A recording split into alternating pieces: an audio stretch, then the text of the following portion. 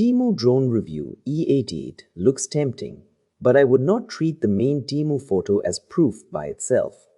This keyword has a strong buyer signal, so the important part is filtering hype from real proof. For this trust comparison item, I would check 3 things before buying.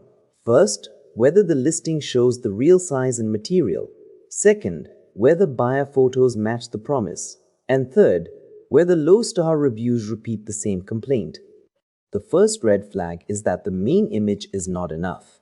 Buyer photos and review patterns matter. The second one is that low price only matters if the listing proves size, material, and reliability. If those show up more than once, the low price stops being the main point. The clean buyer test is this.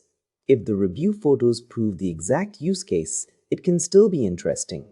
If the listing only has polished images and vague claims, I would wait or compare it against an Amazon listing with clearer reviews. My verdict is better than expected, but only after checking real buyer photos first.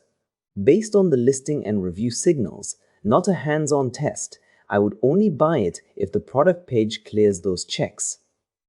Comment the next Temu product you want checked, and I will run the same buyer research filter before you waste money on it.